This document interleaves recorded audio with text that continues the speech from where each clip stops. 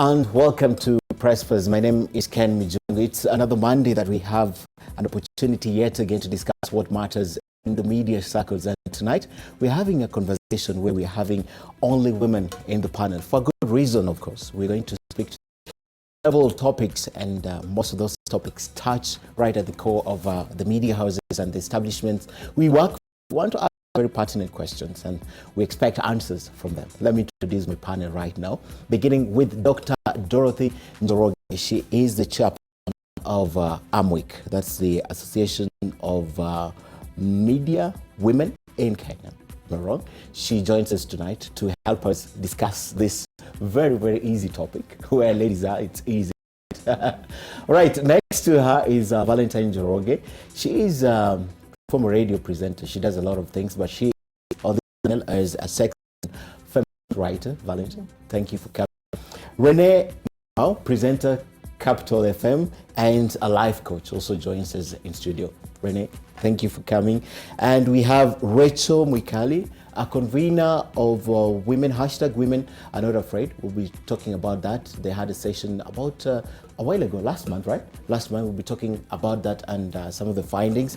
And she is also a member of the Women Peace Builders Forum.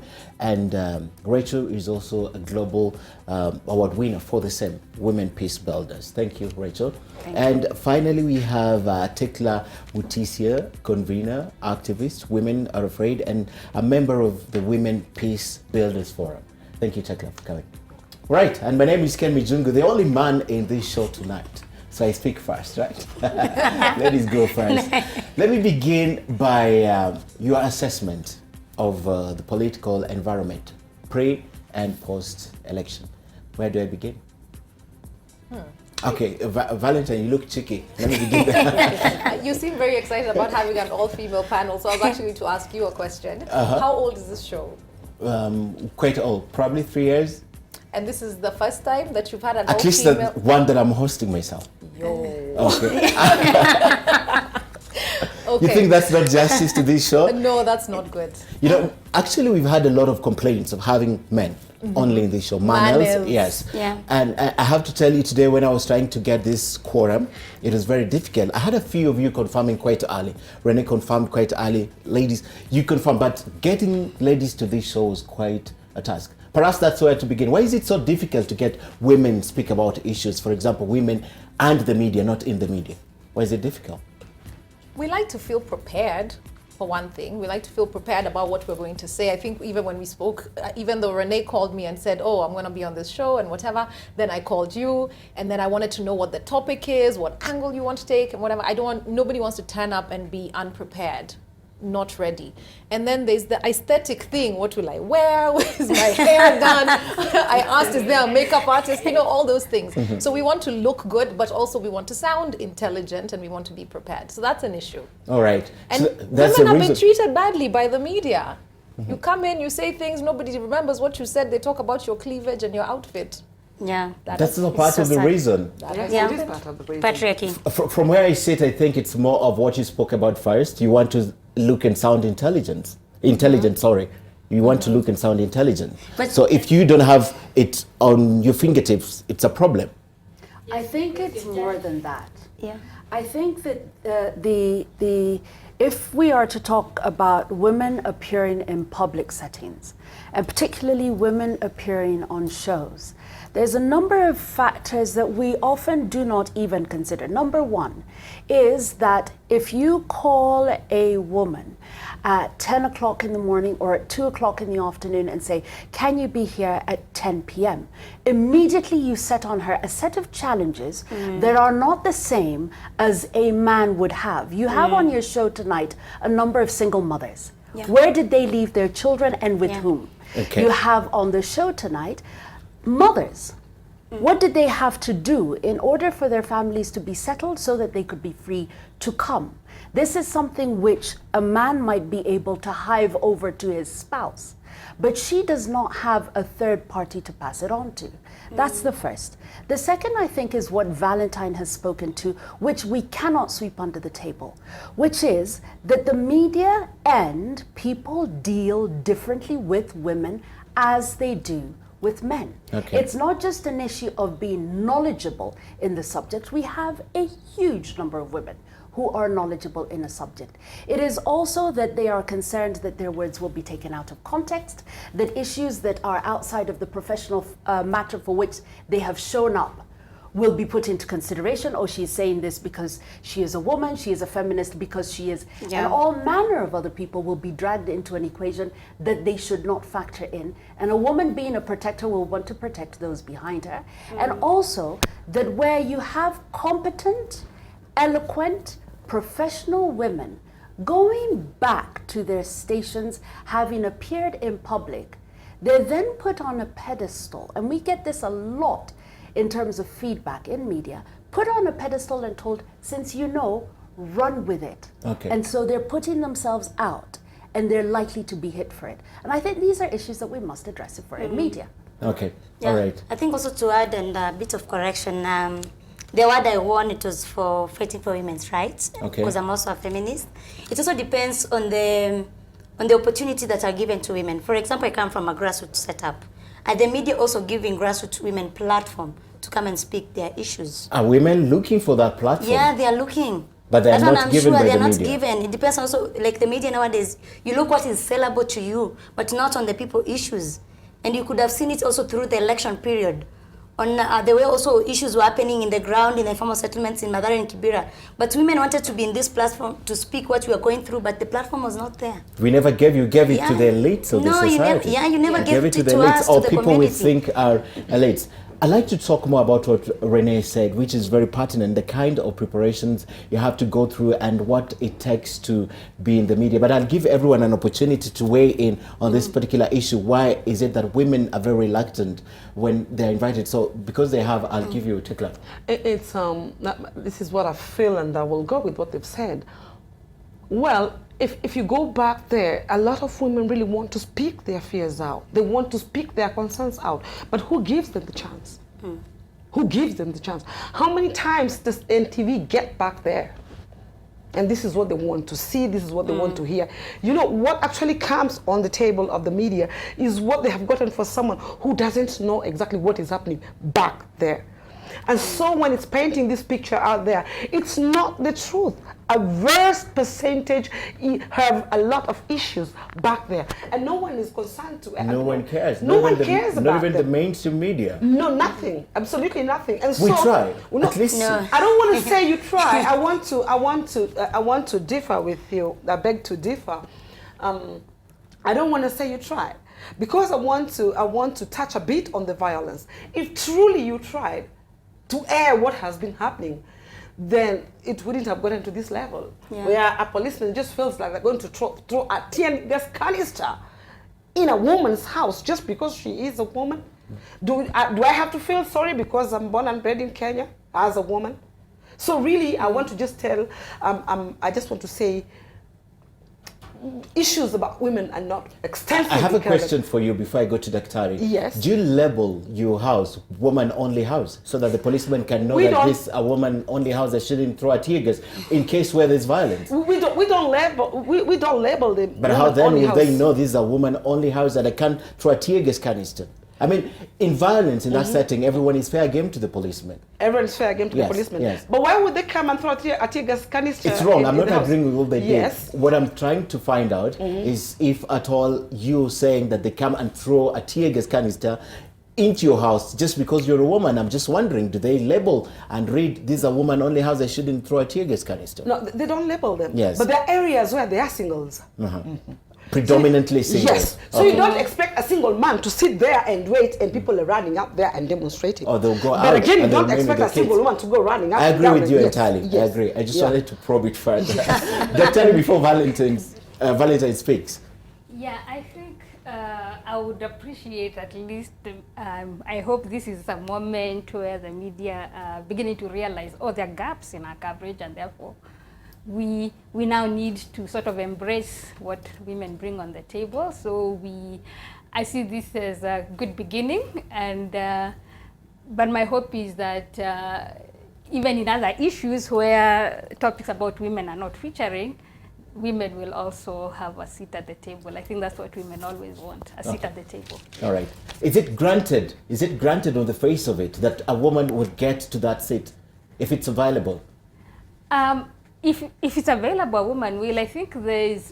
Is it granted? I know you will, but is it granted that automatically out of this crowd, the woman will be given priority? No, because women are not considered experts naturally. It's like you have to prove yourself. But that is a question, Daktari. Yes. Who doesn't consider a woman as an expert? Is it the men? Is it the women? The Who doesn't? society, which is largely controlled by men who... You have accepted that situation.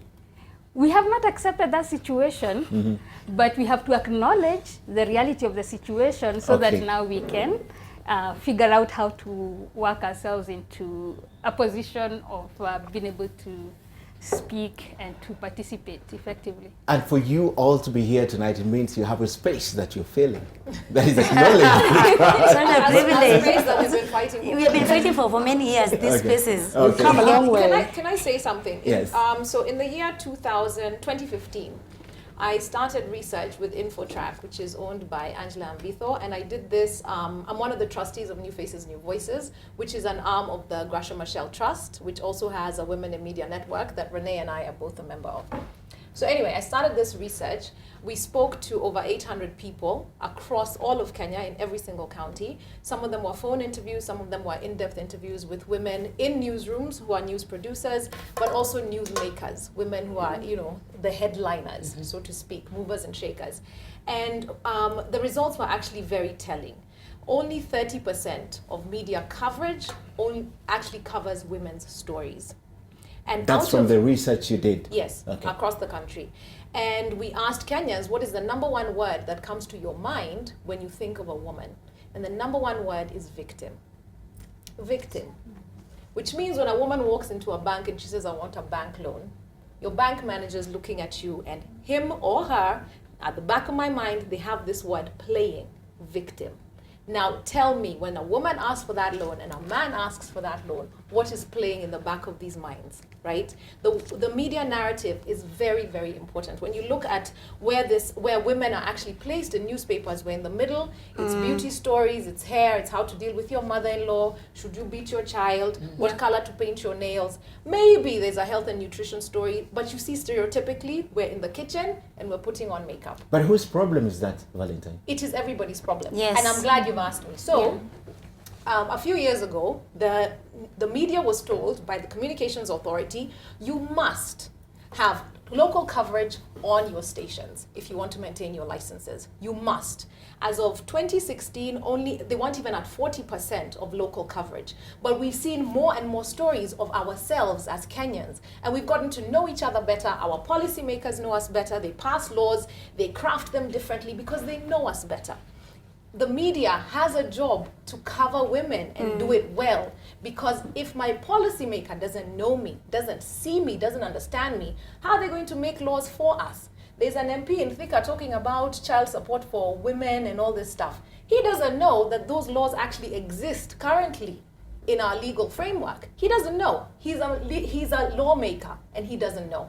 Someone in the media should have told him. If he knew women better, if he had met me, somebody would have told him, I'm a single mother. These things are all available to us. Niwewe haujui because you're not a single mother. You see what I mean? It's important, this narrative. It's important. We had a national election and only one presidential candidate actually had a mandate, a plan for women. The rest, they weren't even thinking about us. Again, it matters. The reason why it also matters that it shows up in the news and in media, making a reference to this particular study that was done that Valentine has referred to, but just under 67% of the respondents said that it mattered who told the story and how the story was told. And this is on the back of already established research. Research, if in the case of Brown versus the Education Board, when they were breaking up the Jim Crow laws in the US, that showed that when you showed children a white doll versus a black doll, similar in every quality except color, children would give good qualities to the white doll because over and over in play and in different ways, the message that had been passed had been that white was good, black was bad. In the same way, if you portray any section of society, but in this case, since we're talking about women, in only the light of victim and quote-unquote soft issues.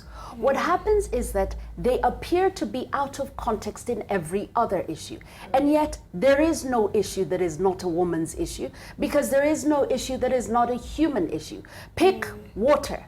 Is water a woman's issue? We might say no, the supply of water is not. And yet who hews water? If there is no water in the house, whose problem is it?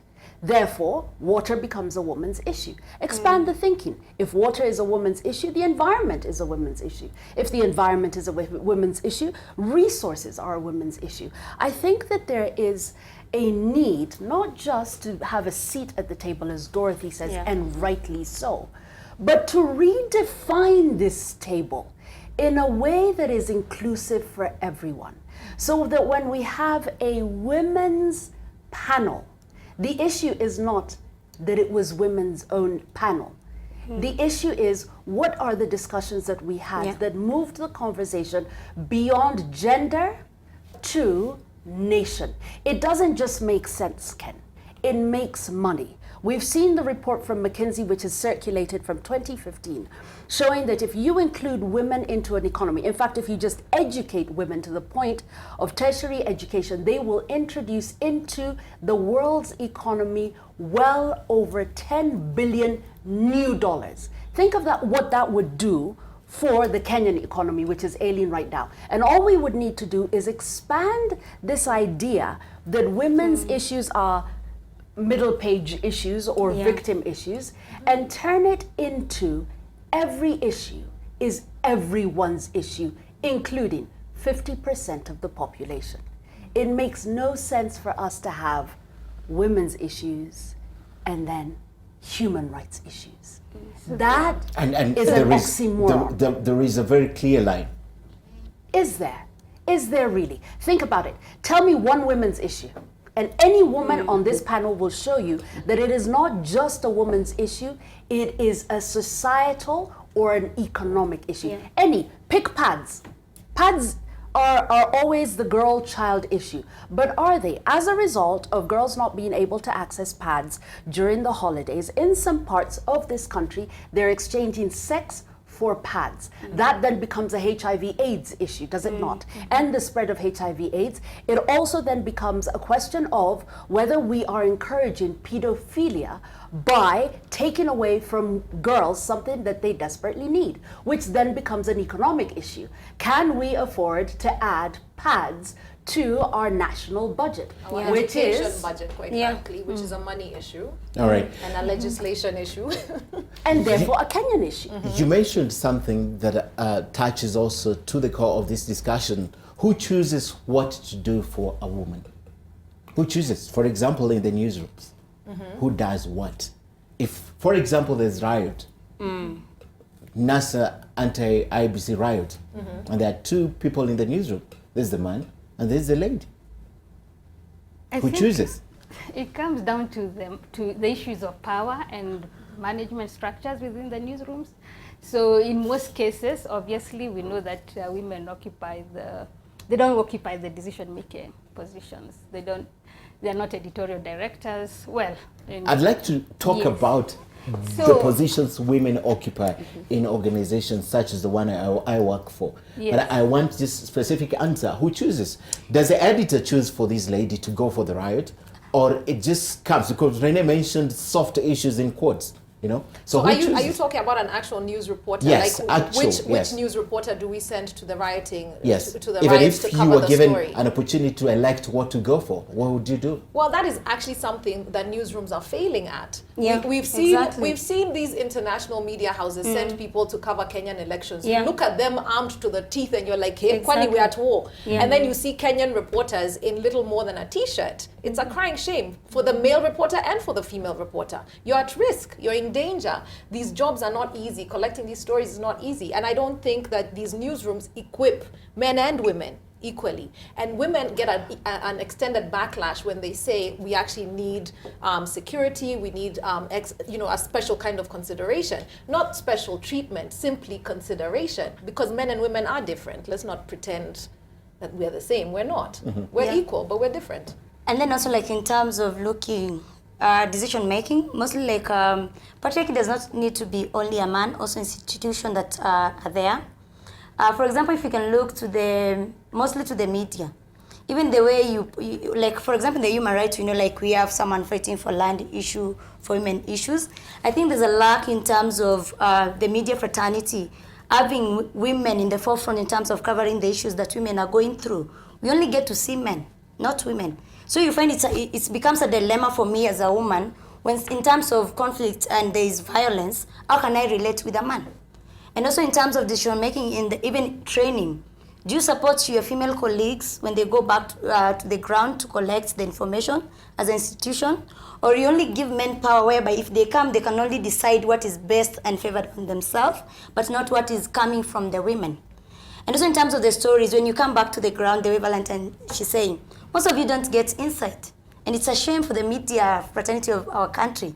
We only see international media in the ground like collecting every bit, and we see it like as a fact during even for the last election.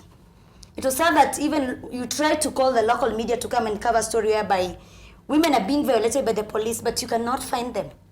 They need to have that punching story. You're like, how do I give them a punching story? And women are getting violated. And it was also evident, and we see like in Mathare 4A, there were some police officers who had to throw tear gas in women's houses, the way she was saying. They had to come to rescue on this side of Mathare to hide in our offices.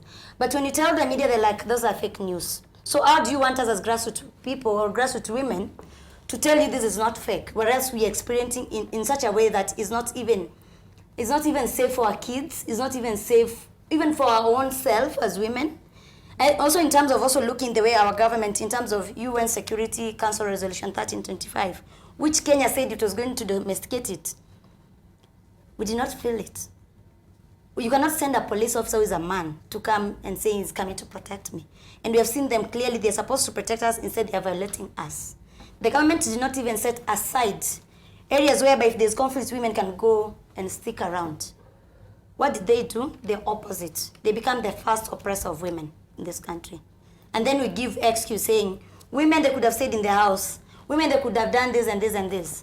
It's a shame for our country. It's very shameful. And we are the biggest population in this country. We're the biggest people who vote. It's the high time as women, if you ask me, the high time as women to take our issue as a political agenda. I will add something onto that. I will add something onto Ken, that. are you feeling bashed? Not yet. No, I'll add something onto that, Ken. As much as you want to compare the media house with you want to give a practical example about the media house, I'll give you a practical example about the police force out there. The many cases of rape we've heard.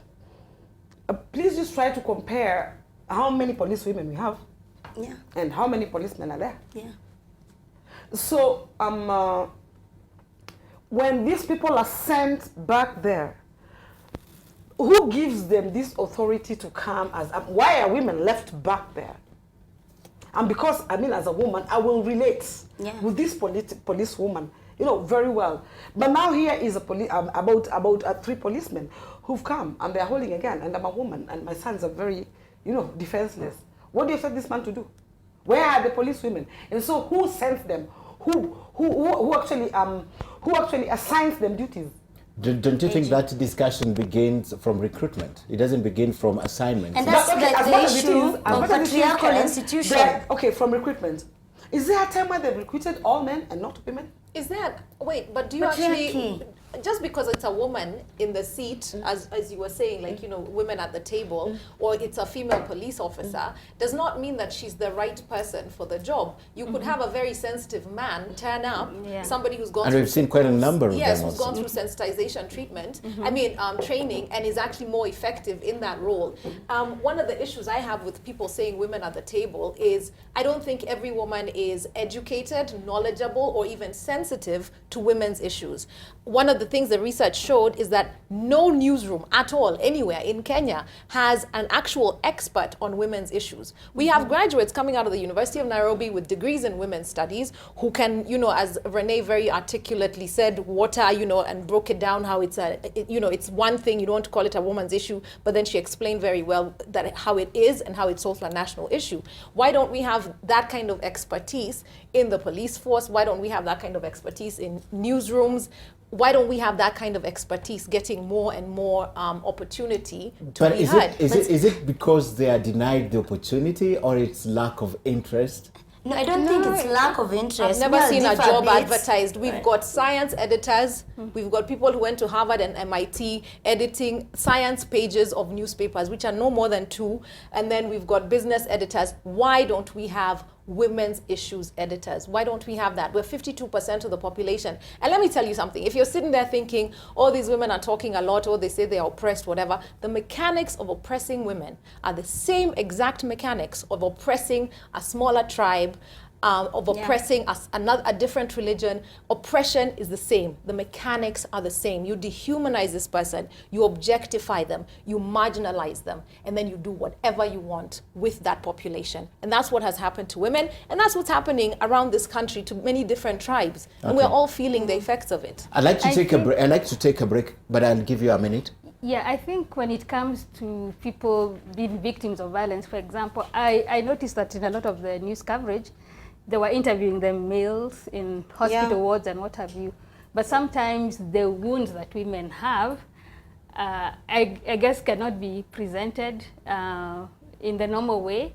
And therefore, there needs to be that sensitivity that a woman will not have a gash on her head, but she's a victim nonetheless, and that there should be some expertise which the newsroom lacks, but could get even through external experts. So to ensure that by being sensitive, we are not leaving out the women's stories, but the women's stories are being. So you think being sensitive is the reason why you'd not see many women interviewed in such scenarios? I think from my side, that could be one of the factors, because if it's sexual assault. One of the factors. Yes. Because again, the stigma. How many women would like to speak about their issues publicly? How will people look at me? At least you are educated and you know what to do. You know how to present your case. But how many people will ask the other question? As I take a break, we'll continue the discussion. Renee, you've been quiet. I'd like you to look at this picture and tell me what you see in this picture. My director will put it up. Is it up, Jackson? All right, look at that picture. Yeah. You remember this picture? So sad. Yeah. Your comment. In order for us to have a conversation about the number of women at the top, we've got to be genuine and start with the number of women at the bottom and what happens as they climb up the ladder. Having been at the bottom and having sat on a board, sometimes actually being an only woman on a board, there are some things that are institutionalized that we must address. Understand this, Ken, that we're not talking about an issue that is either or. This is not a question of either a man will sit at this table or a woman will sit at this table. That is a very limited 19th century resource kind of thinking. In this 22nd century, what we must contend with is that our resources right now are infinite if we can open our eyes to what is possible.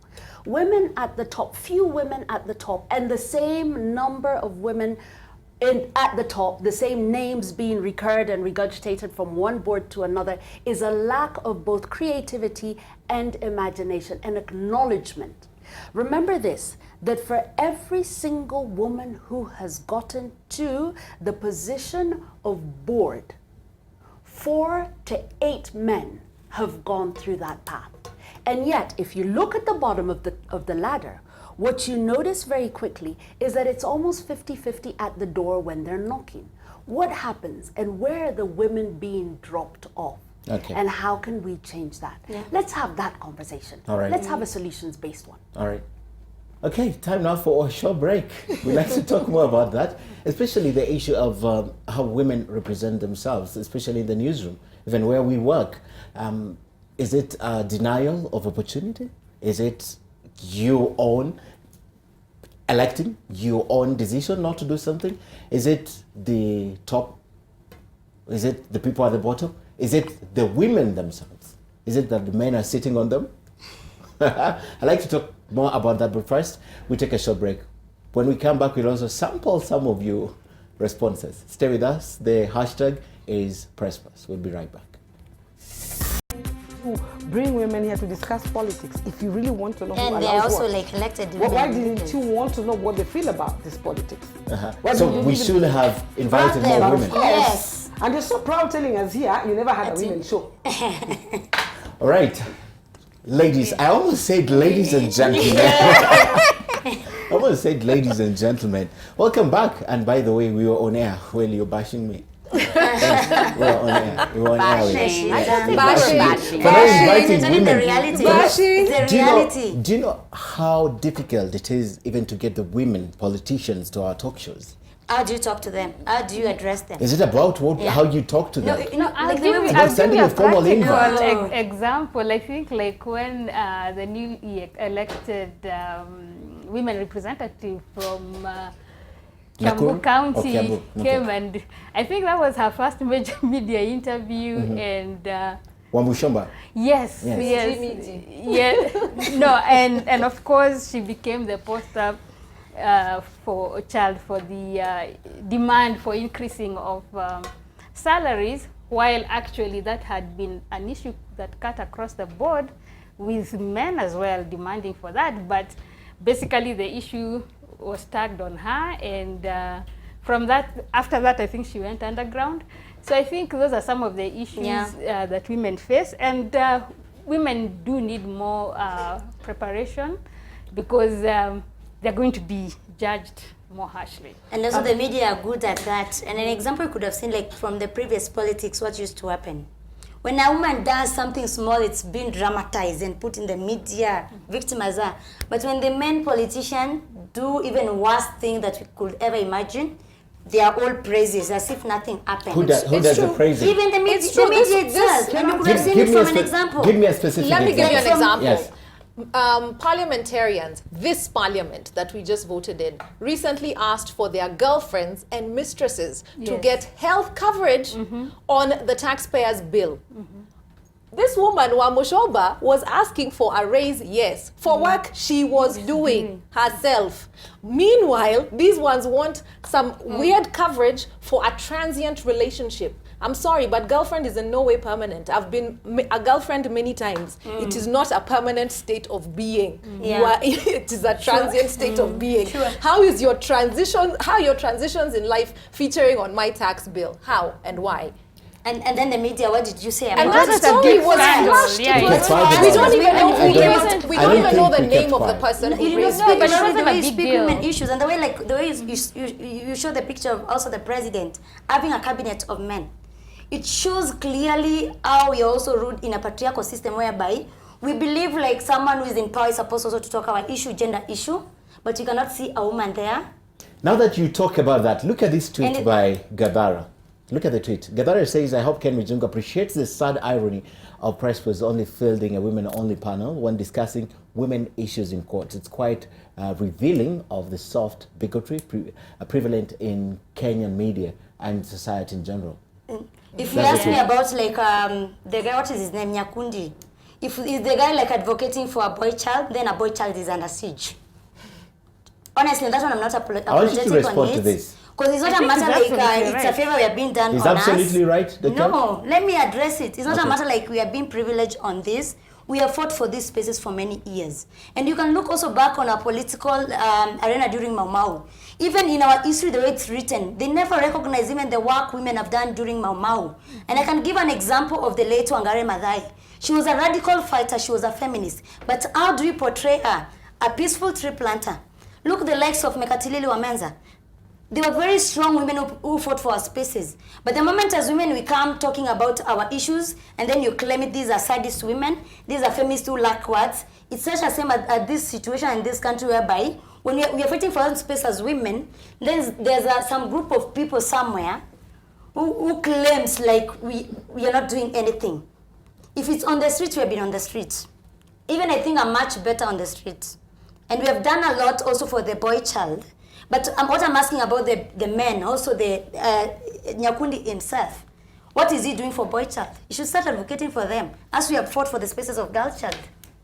But I don't think it should be our issue of discussion today. Why give him a credit? And You set your own questions and answered it. Why give him a credit? Let's continue with women we are afraid. I'll have to add this. Just like you're saying, women are very ready to come out and speak politics and everything. I don't know whether you're aware the pain these women who vie for these political seats go through. Yeah. And no one highlights that. Because the moment I say I want to take this position and I'm going through this with men, the kind of pain I will go through is you cannot compare it with what a man can go through. Yeah. And so if you heard women taking these positions and sitting here and talking about it, I can assure you, when there's the elections or something, we would have more women sitting here and telling you what they go through, and so you would understand and you know how to deal with them. But now we can sit and say, no, we have less women in these positions. But do you know what they go through to get to those positions? You tell us what you go through to get into those positions. Let me speak to Dr. also. Let's talk about how you get to these positions. Yeah, it's a very tough battle for women. We're carrying out a study on how culture influences participation in political leadership for women, and we've been talking to women politicians. And some of the stories you hear are quite horrifying. There are some parts of the country where they say, oh, you have a seat set aside for you. And in fact, in some parts of the country, they're calling it God's seat, or a favor from God, something like that. And therefore, what business do you have trying to be a senator or trying to be an MP? But those are normal politics. It doesn't stop anyone from running from whatever they want to run for, Dr. Oh, yes, it does, because there are issues of even women going to campaign at night. It is then people will stop you, even, let's say, even police. Why are you out here at this point? And other women were saying that only women were coming to listen to them. But even if you're going to be a women's rep, you're going to be the women's rep for the whole county. So, and others obviously encountered physical violence and intimidation. And therefore, somebody going for lunch and you come back and you find your car has been shot up and things like that. So it's really tough for women. You don't think that's normal political? Why do you as a woman want preferential treatment? You don't because this is what happens in the political environment. You do not want. If you want them to face the hate, get out of it. Let me just jump in very quickly. Sorry, go on. What happens even in the whole political process of even nomination is a very male-oriented process. So it's like you almost need, if you get in, you're beholden to someone. So that means that even when it comes to representing women issues, it's a bit harder for you because you are not able to break through the political system, like the political parties. Women do not play any key role in the political system. Yeah. What you're talking about is a subject that we're going to talk about. Nation is hosting the Kenya Gender's Dilemma. That's what's on your screen this Thursday. And it's a huge topic. They're going to talk about the 2/3 gender rule and all that topic. So if you keep it NTV, we're going to have a very big discussion on that because it's an important issue cutting across. Can I just make a quick point on that? Yes. When Obama was running for president of the US as a black man, he had Secret Service. He had a Secret Service detail earlier than any presidential candidate in history because they recognized it was a special kind of election because he was a black man and he was dealing with a special kind of threat. For these political parties that want to field feminine candidates, why don't you just accept women's security is different from masculine security and equip your feminine candidates appropriately? That is all. That is all. Just acknowledge what is. Women don't move in the world the way men do. We're at risk. recently we had the hashtag Me Too. I have yet to meet any single woman in my entire life who has not been a victim, who has not survived sexual assault or physical assault, even one. And if you're watching, please send me a message on Twitter, on Instagram. I'd love to meet you and know what your world is like, because I have yet to meet one woman who has that reality. Can I also add something? Since we're live on TV and you're running a subheading that says women not as competent as men.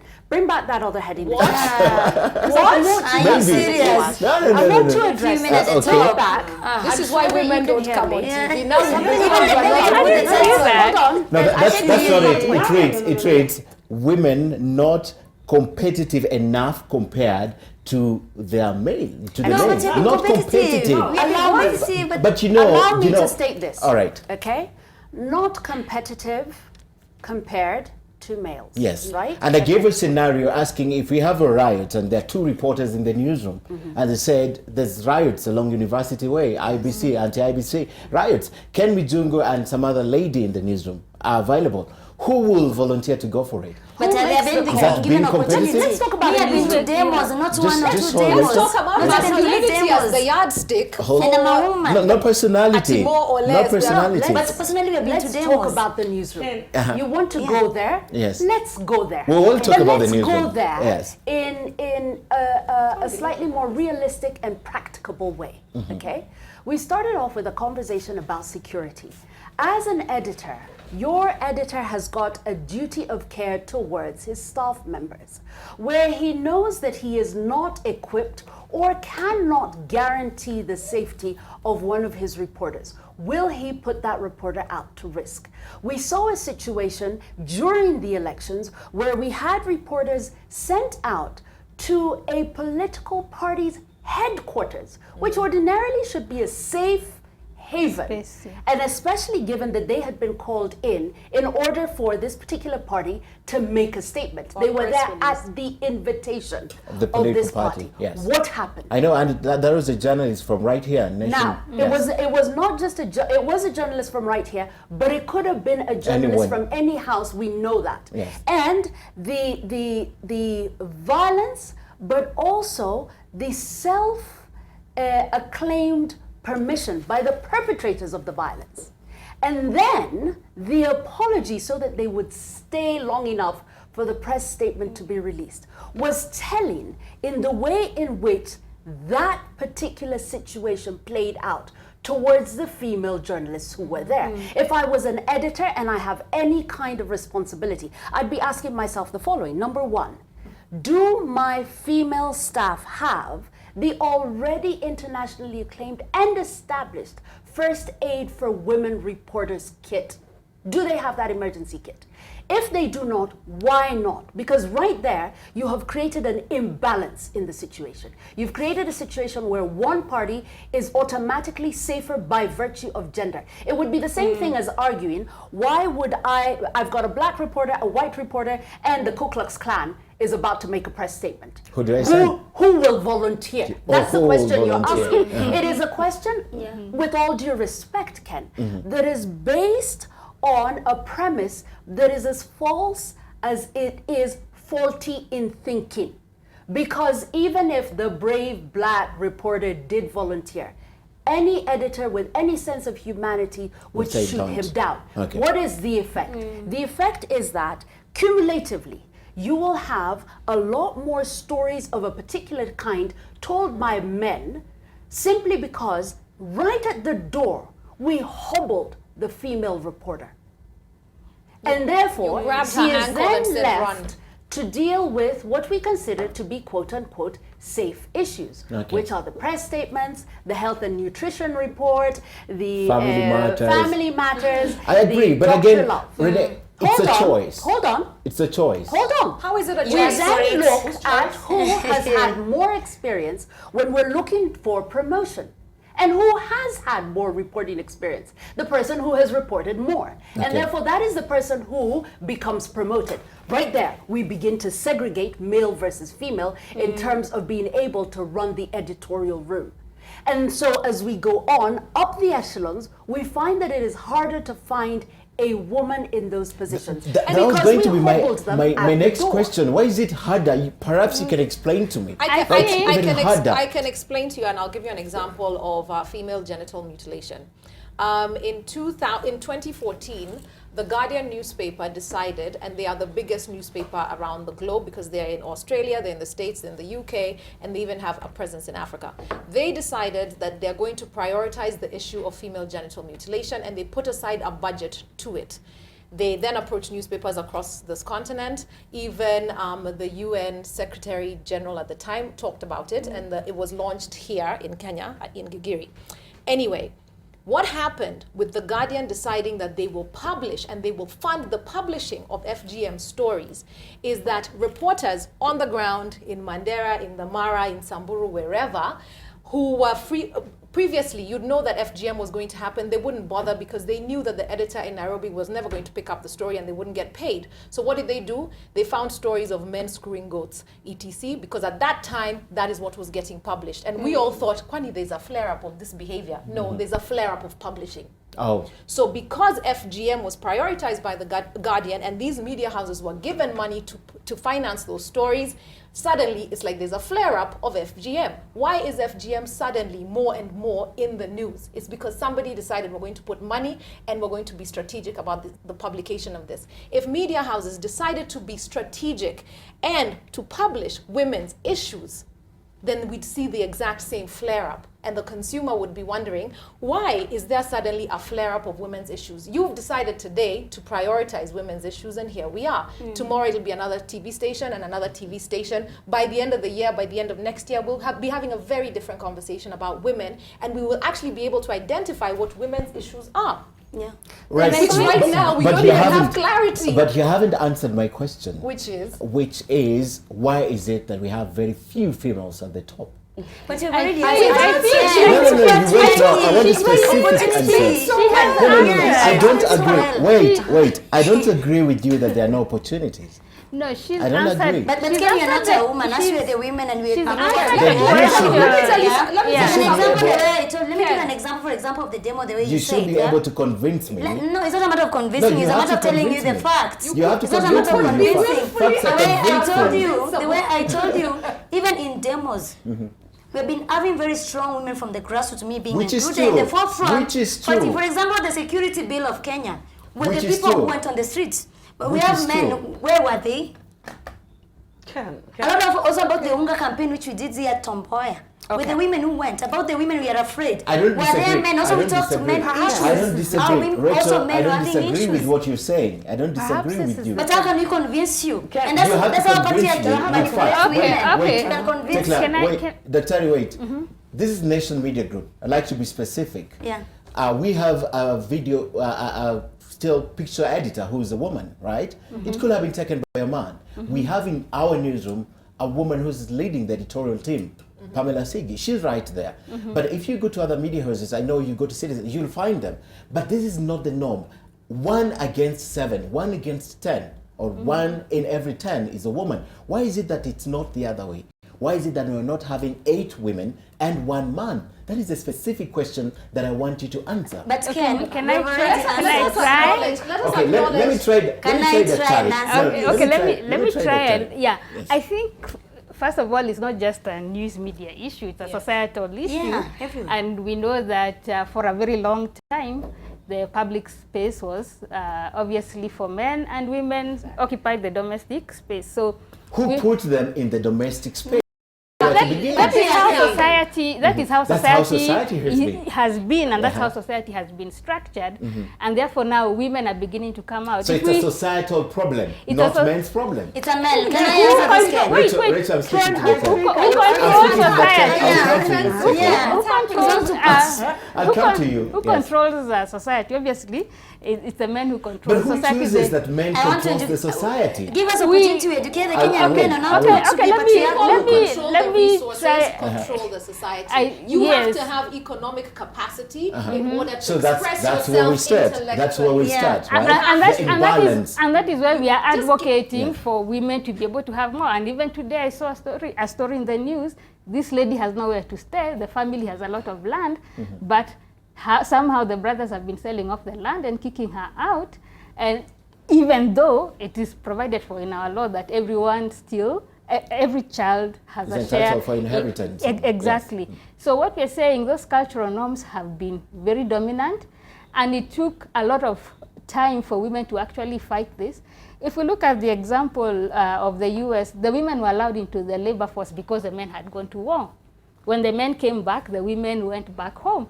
But then they realized they really missed the independence and everything, and you know, pushed back and came back to the labor force, and that's what led to feminism. So the women are becoming more conscious of what needs to happen.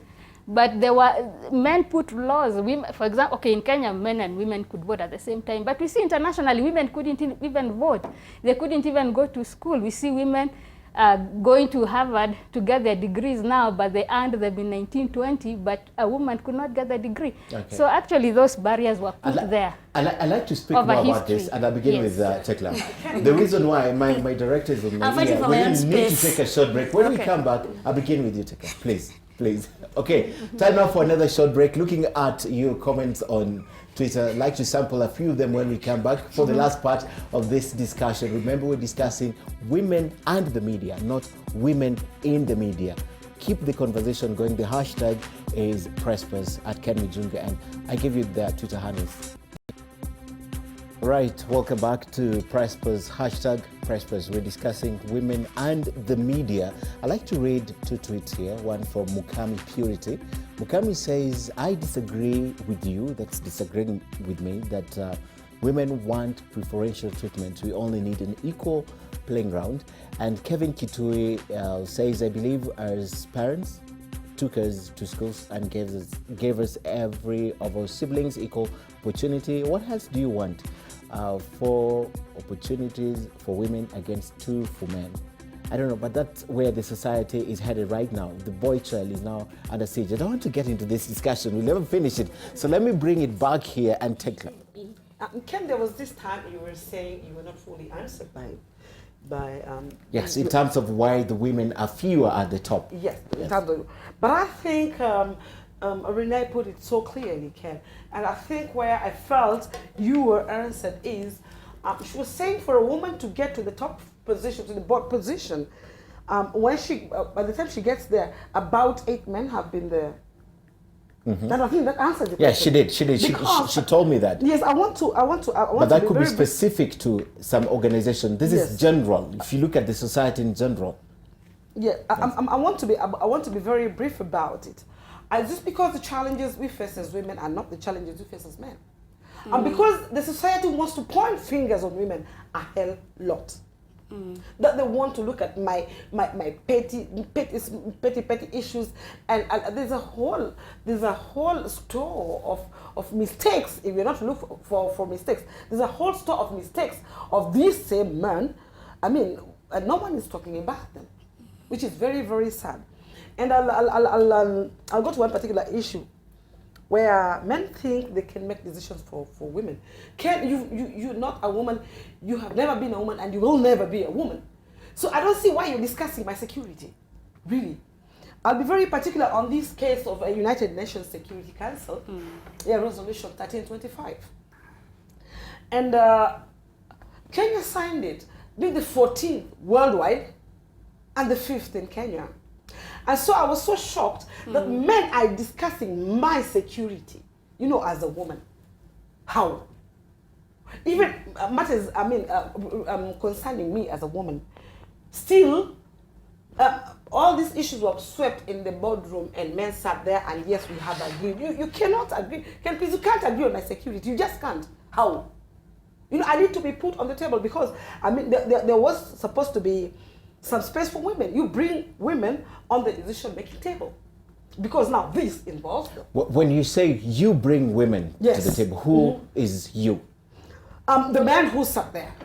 to discuss this the issue. people who But how do men sit? the people who How are do men? holding the doorknob and can either open How do the men door sit there or before leave the it women shut. then? But they sat, Ken, and they signed it, and they agreed, yes, we're going to implement it. And it wasn't representative of what you Well, have done? yeah. Victoria has What put is it it very supposed to well. be? Okay, We okay. assume that domestic spaces are feminine Yes. and Yeah. public spaces are For masculine. men, yes. Which is why we even see things like my dress, my choice. Why do people feel the urge to tell women how to dress when we're out in public? It's because the perception is that this is a masculine space, and when you come out in public, you will dress accordingly as we the men have decided. Yeah. And if you come out in your underwear or in something resembling that, we will tell you, utakiona what's the word? Temtemapuni. And you see, so I think they've both put it very clearly. We live in a patriarchal society. So the gatekeepers, the people who hold authority in these spaces are men, and we've been fighting consistently to be seen and to be heard and to be let through the door. Yeah. Masculinity is the norm. Okay. Masculinity is the norm. So if you're measured against something that you don't possess, it becomes very difficult, because even when you look at leadership, people want someone who is charismatic, aggressive, and so on. Most women tend not to be that pushy, but that doesn't mean they're not assertive, and therefore they don't qualify in people's minds to be leaders, because leadership is a male sort of category.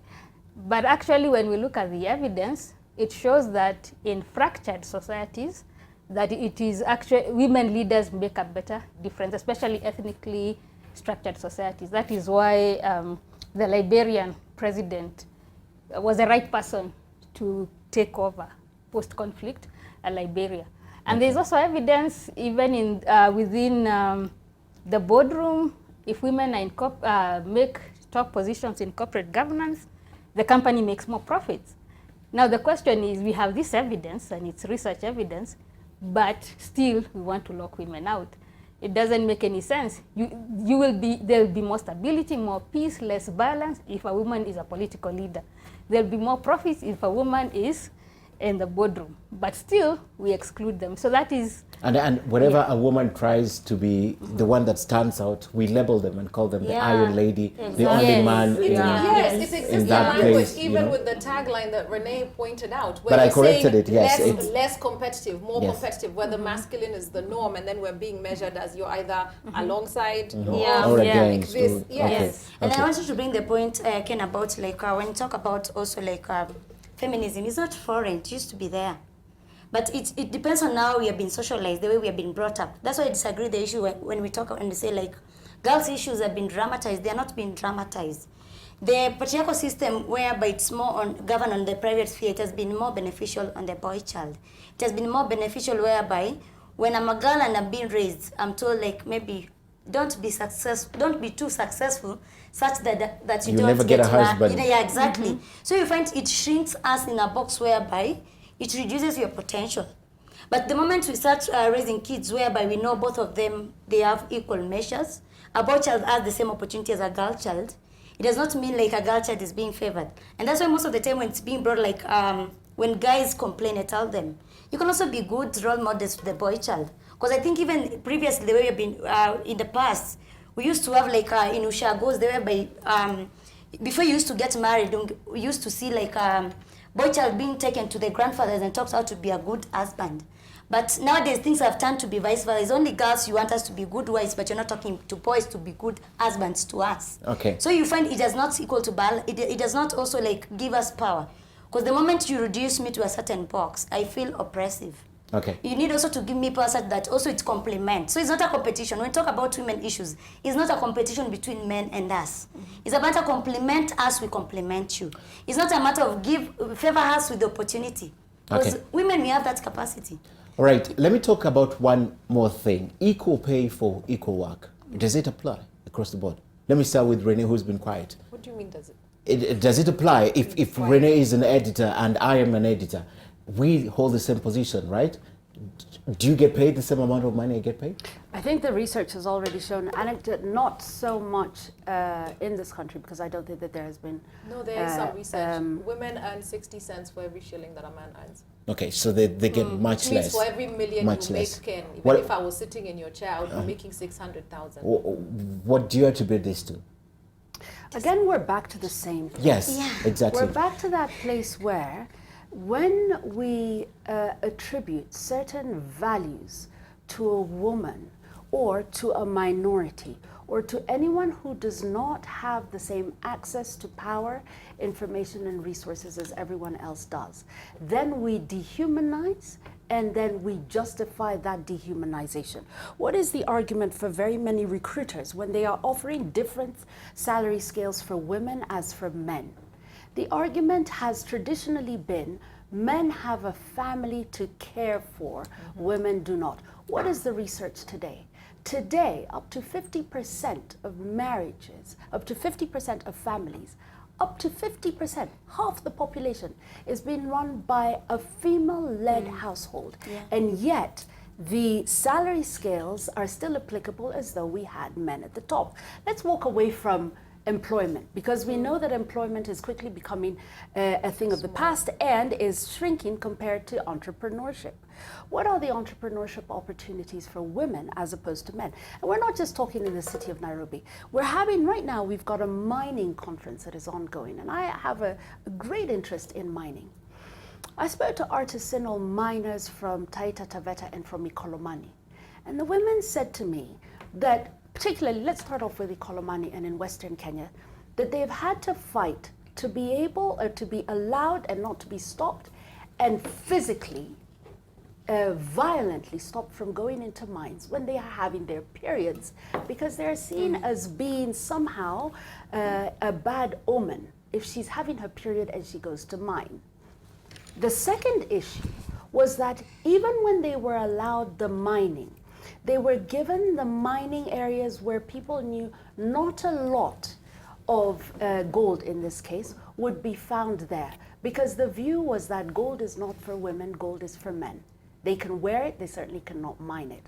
The third was that when they went to market, the marketers were very clever. They knew that the women, even though they had panned the gold, and the gold is of equal value as that panned by the men, the women will be desperate by the end of the day because they need money to go and buy unga to take home and feed their families. So they will not buy the women's gold until about 5 o'clock, when they can bargain for less than the price that it is going in the market, or that they will pay the men for the same amount of gold because they are preying on the women's desperation. That story replicated in Taita Taveta. That story, similar, replicated in human resource rooms when you are deciding women's pay versus men's pay. That story replicated when you are paying a woman for the same service as you're paying for a man. That story replicated when you are negotiating tomatoes with a woman who is selling them on the street. What does it point to? That we are using a criteria that has nothing to do with reality to judge a situation that is patently different from what is on the ground. So what then happens with equal pay for equal work done? You then argue that unless the woman comes and argues for the right to be paid more, then she does not deserve it. In what other world would that be applicable? That would only be applicable in a world where we have agreed that there is servitude. Remember this. Not only up to 50% of the households in Kenya today are being de facto run by women. That means that she is the one who is paying the rent. She is the one that is putting clothes on the back, sometimes of her spouse as well as her children, paying the school fees and putting food on the table. Remember also that in addition to that, because she does not have the same access to property as men do, it means that her future, particularly in old age, is a lot less secure than a man's is. We then find ourselves in a situation where we have a large number of very dependent women. Then we use them as the evidence to show that women cannot produce as much as men can, without remembering that all of these factors have conspired, not conspired in and of itself. Pay does not happen in and of itself. No, pay happens because your human resource manager decided, holding the cards, that she will or he will pay the female this and pay the male that, and then justified it with a whole lot of human resource speak. So when you ask equal pay for equal work, does it apply? You know what the problem is with that question? The problem with that question is that there is in your mind an alternative answer. Because an alternative answer suggests that somehow equal work should be debatable as to its value depending on who is doing it. Yeah. And that right there is the mindset that have us here on this panel having this conversation about why the playing field is not level for men and women. I said this to you earlier on. We need to redefine this table. This is not about if women get promoted, it means men get demoted. That is such small thinking that it's tiresome to sit in a panel and have that conversation. Because if you look at the resources that we have in this country and we're capable of building, when you look at the fact that new money is introduced by having more people manufacturing, delivering, and demanding for goods and services, and demanding for better quality, then we're not dividing a pie that has already been baked. We are baking a whole new pie that is much bigger, much more inclusive, much fairer, much further sighted, and that is inclusive. We're talking about women, but it is inclusive of all men. We talk about men as though there is one kind of man, the big, macho, tall, powerful one. It isn't so. We know that as many men are oppressed as there are women in situations where they are in dire straits, but it's worse for them because they cannot even coalesce and speak because, umekaliwa. And then they get attacked by virtue of the fact that they're not an alpha male. Don't trivialize the issue. It is a lot bigger, but this is what it requires. The kind of thinking that we haven't done before. We now need to get to the place where we're so creative about the way we think as men, as women, as Kenyans, as Africans, as human beings, that we create a whole new dispensation. And this movement that you're talking about is just the start of that. This is just the start of it. Very interesting, because to me, that's where the conversation indeed begins. How do we then do it? How do we do it? Because then you'll tell me there's someone holding the doorknob for you. No, someone has to begin it. Who is this someone who has to begin it? And why do we have always to talk about you, we, they? In terms of men, they open the doors, they close the doors, they do this for the women, they determine this for the women. I think it begins with an acknowledgement of frustration and people being unhappy. Patriarchy, every time we talk about the advancement of women, somebody brings up the boy child. The obvious answer to this question is that patriarchy doesn't serve, the kind of patriarchy we live in now was not created by Africans for Africans, right? We copied and pasted some European, some Western civilization, tried to superimpose it on our African civilization, and now, for the most part, we're just upset. It's not working. We're just upset. Guys are upset. I talk to men, and they're upset. I talk to male employers, and they're like, I don't know what you mean by feminism, Valentine. Every time I call for a job interview and I interview female candidates, I'm so impressed. It would take affirmative action for me to hire a young man, because he'll come in late, badly dressed, and he won't express himself as well as the young woman. So we're mutually unhappy.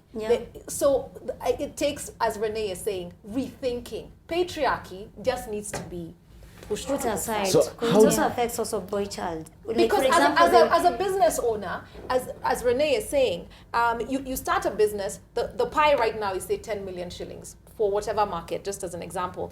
If the women are not in there because they're not earning as much money as they should be, blah, blah, blah, they only have so much to put into that 10 million shilling kitty. You equip this woman, you pay her what she deserves, blah, blah, blah. Suddenly the kitty is 20 million, right? Now I have new competitors, we have new jobs, and blah, blah, blah. Business grows. That's what we're saying. This patriarchal system, it just needs to be flushed down the toilet. And then the other thing that I want to add, Ken, is about also like when you talk about patriarchy itself, the way we put it, the way we bring it forward, is also like the way it has been systemized in our mind, whereby also as a man, the way we have been raised. Who has systemized it? Like all of us. All of us, like okay. But mostly it's patriarchy within itself, whereby you're told as a man, when things are hard, you have to be tough, you don't need to cry. When you cry, you're a female, it's wrong. But when you go back and then we ask men, like, do you feel sometimes when things are hard, you want to cry? They're like, yeah. But when they cry, I'm sure even you can, when your male friends cry, you're like, when you're raisi, No, I don't tell them because so it also matters myself. like back to our socialization. How do we raise our kids? Yes. And also as a society and also like as a country, how do we raise and instill values whereby if I see a girl child is being empowered, it does not mean a threat to a boy child. And when a boy child is empowered, it does not mean a threat to a girl child, but it's a matter of complementing the way I said before. Okay. But the moment we see it at things whereby when women are empowered, they outambilika, that's how people say. And you can see also it depends also on the class issue. For example, in the grassroots, where I come from in Madare, you find where, for a woman also to go and look for work, you have to ask your man permission. Even during election, voting for women, you have to ask your husband permission. Who am I going to vote for? And yes, even whom am I going to vote for? And where am I supposed to go and vote for? So you find as a woman, even you've been denied your right of also accessing to voting. Okay. And also like, that's where I come back also to the media. When you're doing all this campaign, you're not also talking inclusivity of whereby women can be given space to vote freely without even consulting their husband, because they're democratic right. And also in terms of whereby we used to see like, when the issues of violence were coming up, what was the media doing? Putting IBC stories and putting men's stories, but forgetting also there are women who are being violated in the ground, they need their issues to be heard. Forgetting also there are young girls and also young children that are being violated, but they are not the perpetrators of this violence. Forgetting also a community like also Luo community, Madara, which was very affected. But Kenyans were normalizing it as if it was okay. I see big deal kwetu, wacha ikuwe hivyo. Forgetting we are creating a country whereby you don't feel ownership of your country as much as you love it. So it has to go back also the way Renee said. How are we focusing back our national values and integrity? How are we focusing on our national values as a country? And you believe the media can refocus? Yeah, as to this. Start bringing like discussion of national values, whereby if I see an oppression, I don't need to speak out and say, nangoja Rachael, nangoja Poni, nangoja watu wa ma-activists waongee. Let's bring a conversation whereby when you see an injustice as a country, you say enough is enough. When you see people getting killed, you don't give an excuse. When you see women getting violated, you don't feel me niko huku kwa middle class, niko sawa, sitafikiwa. It's sad. Daktari. Okay, maybe I wanted, when you talked about equal pay, there was one thing I wanted to mention. There is, you know, women's work, most of it is unpaid, and we really don't think about that. But a lot of what women what women do is actually unpaid work, and maybe it can't be paid, but it needs to be recognized, and their contribution to the family life, to the stability of the country, and to the economy needs to be recognized. And then in terms of new thinking, I think we need to go back to who we were as Africans, where now we measure everything in monetary values and things like that. But we need to really rethink what society do we want and what roles are people going to play. We are not in competition with each other. And I think that's a trouble we've had, and I think maybe that's one of the weaknesses we've had, maybe as feminists. Of course, we've been oppressed for so long that we maybe are talking at the men and not having a conversation. But they also have their own issues. So if we can raise the conversation to a point where you can listen to me without feeling judged or without feeling defensive, and I can listen to you without feeling I have to defend my turf, I think then we can be able to go to the next level and have we have a bigger goal that we are all aiming at rather than just the improvement of my gender. Okay. May I address the question of media that you asked, the role that media plays? Media plays a three-pronged role as I see it. Number one is to report. Number two is to highlight or expose. And number three is to shape. A survey done, in fact it was research done on New York Circuit judges, showed that a certain number of newspapers were read over and over by the majority of the judges, and it tended to form their opinions when making decisions, courtroom decisions.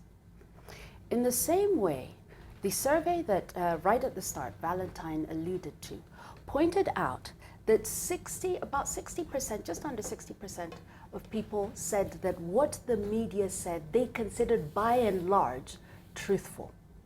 So what truth do you put out there? We already have, within our constitution, we already have a mandate that relates to media. We already have the parameters within which we are supposed to operate. It's not supposed to invoke hatred or to incite people to violence, that it should be neutral, that it should be fair, that it should not discriminate one view from the other, etc., etc. You can read Article 34. It probably it would make better than I possibly could. We also then have a media council, and that also sets a lot of the agenda as we follow it in the media. But we must be cognizant of the following, that how you tell a story creates a villain, a victor, a victim, a circumstance. The same story told from a different perspective will create a different light. We must begin to see what light we want to hold ourselves in as media and hold our country in, because we don't operate in a vacuum. We report on what is going on the ground. When you hear over and over Rachel saying, why were our stories not told? It should be landing in our ears, we who sit in media spaces, as we failed a section of society. And that is a fundamental failing on our part. How do we correct that? We, not nobody else. There's no they. It's you and me, Ken, and Valentine, who sat in a newsroom, and everyone else who has sat on social and mainstream media. We come individually and collectively to an agreement about what values we hold to be true about our nation. Okay. And then report on whether we are deviating or following them. Because whether or not we want to take that responsibility, at least 60% of the people who will read what it is that we write or hear what it is that we say in the positions that we hold will believe that to a large extent we are right. So if we report 3 out of every 10 stories about women, and of those 3, only 2.3 of them are about women showing up in an area of business, politics, or economics, you'd better believe that even though on the ground there's 50+% of us, what will be communicated is that we only count for 30%. Okay. And you and I both know that's not the truth. All right, we have to wind up. We have to wind up. And I heard several tags written. And as we wind up, I'll give you each an opportunity, beginning with Tecla, to respond, to respond to what I'm going to ask you, and also to give us your final remarks. How do we steer this conversation going forward, especially in the media? You have a huge concern with the way the media has been taking issues out from the ground to the other parts of the country. You have a huge issue. But I'd like you to respond to this, even as you wind up your comment in 1 minute. Women in the media, because this is focusing on the media, are allocated, quote, light duties in the houses, in various establishments they work for. Yes. And you can rewrite it for me. Yes. Women in the media houses are allocated what is viewed as light duties. As light duties. Yes. That is the perception of the people who are allocating these duties. Because I want to believe that you haven't given them a chance you haven't given them a challenge with a challenging duty, and then she hasn't delivered. So the moment you allocate this woman a light duty, clearly you perceive her light. It is in your mind. That's her ability. Yes, it is in your mind and not her ability. Okay. Yes. All right. And it's just like I want to be very general about it. That the society perceives a woman who speaks or who is in this kind of space is a bit tough and knows too much and stuff. And so sometimes when I was growing up, there was this, when women went to for this Beijing convention in Beijing, and so if you try to do something, if you try to come up slightly, they would go yes, now you're from Beijing. And I mean, you begin to wonder who stopped you from going to Beirut. You could as well go to Beirut. Who stopped you? If you take it Beijing, then let's stop Beirut as well. It's something that is within us, and it's very sad that it's creeping even in offices and other places. It's not about the spaces in the media alone and other people. It's everywhere. Yes, it's everywhere. And then when now you begin probably to take, they don't, most of the people may not take lead positions in paying school fees, that they won't talk about it. But when you do something small, the class sits down and discuss your character. But they don't want to discuss that you're the one who's paying this house rent, you're putting food on the table and all these things. It is really sad. Okay. It is sad. All right. Yes. Well said. Well said. Rachel, talk to me about this as you conclude. Threats, and because you're very passionate about what goes on where you live, your community, threats and risks to the women, and how the issues are brought out. Like for example, there's a lot that happens in the grassroots, especially when it comes to women's rights being violated in terms of rape, domestic violence, police using excessive force. And that's why like we had that campaign for We Are Afraid as Women, which are comprised of women from around the slums in Nairobi, to raise a flag, a red flag, to say like, women, we are not safe. And these are our issues to the government. We need like different stakeholders to take our issues seriously, because we are representing also the issues of different women from different areas. But you find the moment we start speaking about, people think we are dramatizing, where we are not dramatizing. And it was clearly even shown on the TV, like whatever was happening, there was a lot of women violation, but it came to be brought later. I think if the media could have taken it seriously, also with our government, could have taken it seriously, we could have prevented a lot of things from happening. Are there things that happened that we don't know about until today? Women being violated, women We getting... reported about that. Yeah, but I'm saying like we reported it a bit later. Okay. We could have prevented it when we came with the campaign Women Were Afraid, Okay. whereby we're like, these are the things are happening. We need government intervention. We need also the media to highlight it. But you see, coming to highlight it when it has already happened, it's sad. And especially also the cry of women whom their son got killed during election, whom their husband got killed during election, their brothers. People are still having fresh wounds. Okay. Very fresh. People, especially in Mathare and also like Isama in Kibra, you find it was like, I think it was somehow like state-centered thing to happen in some strongholds, whereby you could see like I can remember one of the cases that we had documented, whereby a lady, the husband was murdered, but if you could see like the charges the husband was put, because of demonstrating peacefully, which our constitution allows to demonstrate peacefully, it's sad. At this area, it's very sad, and it's affecting us women, whereby we don't have like a budget allocation, whereby if psychologically you are tortured, you can go and release stress, as we don't have psychiatrists. Okay. That's why sometimes we feel we have been put as if we are not part of this country. And when you see also grassroots people coming and saying also as women, we don't want people to talk for us. Let us talk for ourselves. Let us also be part of the discussion in the table. Let us also be part of the people who make decisions on the table who counts. We know what is good for us and what is not good for us.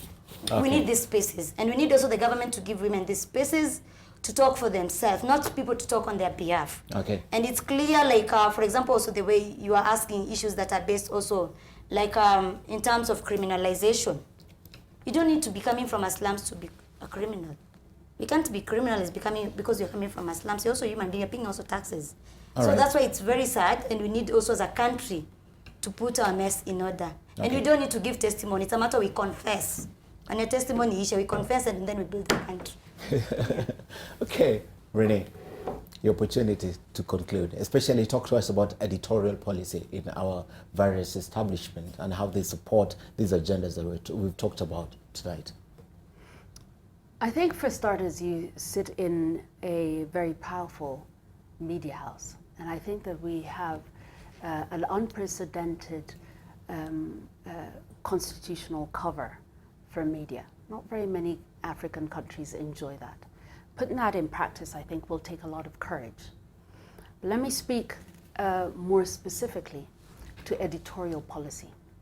Editorial policy, like any other practice, must work on this premise, that we cannot do the same thing and expect different results. Yes. That if we are to adequately report on what is a $5.6 trillion US dollar opportunity in Africa, we must address in a different way our editorial policy and our newsroom and what it is that we give emphasis to. For as long as the first 5 pages of the newspaper will be about two people and the guys behind them, then we are missing out on the greatest revolution happening right under us. And we are failing to do the very thing that is our mandate, to talk to exactly what is happening in this country, in this economy, in the circumstances in which we find ourselves. It will take a lot more money and investment to put people in the counties to see what the counties are doing, to shine a light on county budgets, and to acknowledge that roads, hospitals, and that there is a change in those counties. But you know what? When we start making the reports on that, we not only act as a reporting agency like technicians, we might as well be on Twitter, we begin to expose and open up those parts of our country for investment, because information is power, and power leads to investment. Investment leads to a change of the lives of people. Then we begin to take our place as the estate in charge of the information that is going to transform our nations. And that is exactly what we are. The second thing is this: you cannot have a newsroom, and particularly editorial policy, that does not see the entirety of the people for whom it is reporting in one way or the other. Okay. And there are ways in which there are only some people who can articulate their issues in some way. To have media training for women's issues, minority issues, disabled issues, issues relating to persons who are living with disability is not foolishness. It is an investment in understanding what it is that we do. We no longer break news. Okay. We are now the people who bring in-depth news so that other people can read from us, hear from us, and make informed decisions. This plate is open. It's up to us in mainstream media to step through the gap that is available for us. But we need to do it fast, because if we don't, we will become irrelevant, relegated, and social media will become the point of reference for the news. And then we're in trouble. All right, before I let you go, I forgot to ask you this same question, but I'll come back to you just on this specific one before I speak to Njoroge. What do you think of this, Renee? What do you think about this debate that we're having on Thursday, the Kenya gender dilemma? What do you think about it? Is it timely? Is it something that we should have done much earlier? We can talk about what we shoulda, coulda, woulda done. We could talk about that, okay? We're doing it now. And if we can do it now, not just in Nairobi, but have these conversations at county level and have them in different languages, because different languages express different issues and allow different people to be on the center stage. Okay. And then on top of that, televise, archive them on social media so we can find them and refer to them, and podcast them so that they can be played on radio. Then you know what? Kudos to Nation and to everyone else who is doing this. I think it should be taken up by everyone. All right, and just put it back on as Valentine adds her voice to this. Ken, yes. I'm very pleased, I'm very thankful that you have sent us our invites so that we could be part of this debate. Thank you very much for extending. You're welcome, anytime. I think mine is in the mail. I think my invite is in the mail. It's coming, it's coming, you're invited. You're invited. Yes. What do you want me to answer? Yes, just what you think about this, and your specific question, even as you wind up, because you have to give me your comment, is the fact that we said that there's no competition between the males and the females. I just want you to summarize that. You have spoken extensively, but summarize. But first, weigh in on Kenya's gender dilemma. I think my closing remarks will cover both. Yes. When I pray for Kenya, which is frequently, I am very grateful to be part of, we hear Americans talking about their founding fathers and whatever. I'm proud and very happy, and I feel privileged to be a founding mother of this nation. I voted for the Constitution, I'm paying my taxes, I'm building infrastructure, I'm voting for presidents, I'm part of the debate, I'm part of the conversation, I'm part of the zeitgeist. I'm very grateful for that.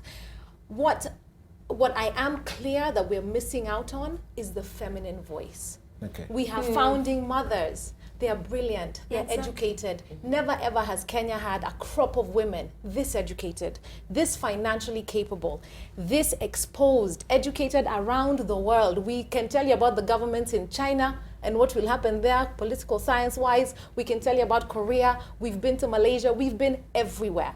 And yet, the media is not speaking to us. Our voices are largely unheard. We are missing out on a human resource. Forget mining water and oil, and I don't know who is doing what in the northern part of Kenya. There's a human resource here that is going untapped. We're missing out collectively as Kenyans, and that saddens me. Okay. It saddens me that there are not more and more of women like me speaking and feeling that their voices matter, their ideas matter. We're talking about shifting our thinking and whatever. That idea, half of it is in a woman's head, the other half is in a man's head. If she doesn't speak, he'll forever loiter. He'll forever loiter. Yeah. Yes. So 52% of this population must be heard. So you're asking me about, men and women being equal in the newsroom. Yes. We need to tell a complete story about Kenyans. And when you ask men about their experience, and it's a male reporter and it's a male editor and whatever, you're telling half a story. Half of the story. Yeah, okay. Tell the full story. Hear from women. And women, on your point, you need to be available. I know, like for today, you're very available. available. You need to look in different spaces. We don't hang out where the men hang out. Yeah. We do that different things. We do different things. Give us spaces. You have told me, all of you have agreed that I and a lot of other people, we look in the wrong places, in the wrong holes. We'll find you. We'll dig it. We'll dig it and find you. You haven't told me your thoughts on the Kenya gender dilemma and the fact that, look at the people we're inviting, gender representation in elective seats. We're talking about that. We're looking at women in corporate leadership, and economic empowerment among women. We're looking at this in totality. Yes, I think this will answer that question of where do the women fall off. We graduate university, we finish high school, we finish primary school. Why is it that when it comes to these leadership positions, where are the women? Where are we falling off? And these questions, these forums will answer those questions and will address the culture gap. Why is it that women aren't heard even when we put our hands up in, in corporate Kenya and we say, I want this project, I want to do this? Why aren't we given those opportunities? Okay. So I think this is fantastic. And that invite... Ikuje. I will come to you. I'll come to you. Of also grassroots women. Yes, I'll come to you. In fact, that is what I was going to ask you. Daktari, your concluding remarks. Yeah, I wanted to comment on the importance of the media. Out of public institutions, you find that they have very little trust, but the media continues to have a high level of trust. More than 60% of Kenyans trust the media. So what the media does really reverberates across the country, and that is why what you were saying about the whole story is very important. And maybe I can give an example of, the question you asked about women and light duties. I think that's a really fascinating question. I think what we need to have is a paradigm shift as far as news is concerned, so that what is important is actually those stories about health and those stories about water and so on and so forth. Okay. When we look at election reportage, the horse race kind of reporting just two people. Really, elections is about the whole country. It's not about two individuals. So we really need to change our model of journalism. And in that way, when women report on those stories that matter, now, for example, Zainabu Wandati won that award on agriculture and food security. Those are the things that matter. And the media have to find a way of putting them front and center so that we are not fed a constant diet of politics, which is making us malnourished intellectually. Maybe constipated and even constipated. Yes. It's too much. Yes. And then asking where the women are, the Association of Media Women in Kenya is a starting point. We have a lot of members who can come and sit on this table, not only when it's gender issues, but even when it's other issues. We know. And provide feedback. And then maybe what I wanted to finish by saying is that women sometimes we have to unlearn these things that we have been told about your place and so on and so forth.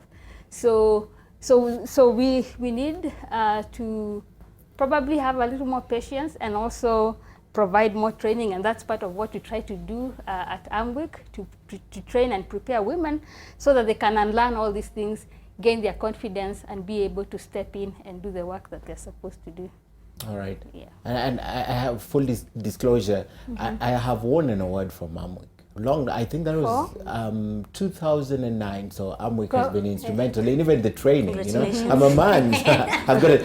All right. We have to conclude, and I have to give Mwikali and Tecla an opportunity. Who do you want to see at this conference? And Cliff is watching. I bet there's still invites in the mail. Yeah, Cliff. They're requesting also, because we have radical as you to be a feminist also. Yes. Free of charge.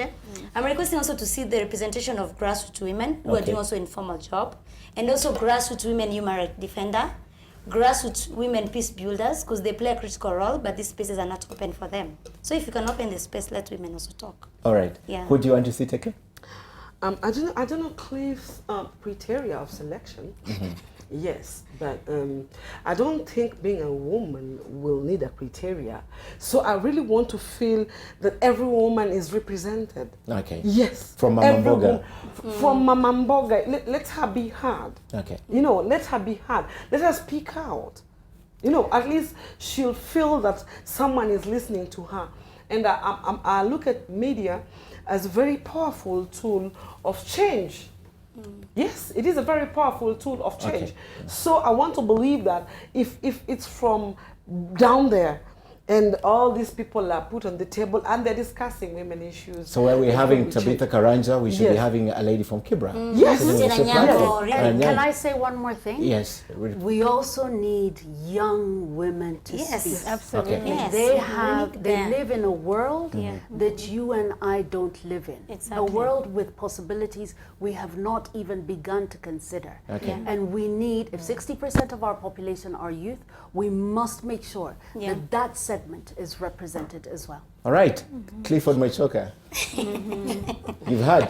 Thank you very much. I want to say thank you very much for coming. I don't know if I've been recruited.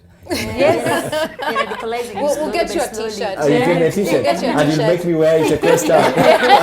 It'll be pink. A pink t-shirt. Thank you very much, Dr. Dorothy Njoroge. Thank you very much for coming and sharing with us your perspective. And we'll always invite you. We now know where to look. We'll find it. We'll dig. Thank you. Thank you for coming. Valentine Njoroge, thank you. Always a pleasure having you and sharing. And we'll be calling you back already. I've seen my colleagues saying, I want all those numbers. We need to talk to these ladies more. Thank you very much. Thank you for and having Renee, me. thank you for coming. It's not your first time, but at least first time on my set. Thank you for coming. It's my first time on your set. Yes, thank you for coming.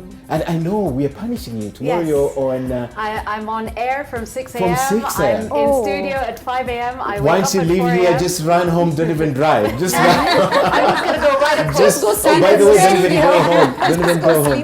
Don't even But go it has home. been a pleasure and well worth it. So Thank you. Thank you for coming. Yes. Rachael Mwikali, short notice, but thank you for coming. And I hope continue doing the good work. And we'll always invite you. We've seen you in demos. We've seen you what you're doing, trying to pass out the information the way you know best. We'll always invite you. And lastly, Tecla, thank you. Asante sana for coming. And all of you and my crew right here in studio. It's been 1 hour, almost 2 hours sitting here. I promised you 1 hour. I gave you 2 just because you're women. You deserved 2. Thank you. Thank you. And Jackson and the crew back there in the gallery. Let's do this again next week. All right. Good night. Good night.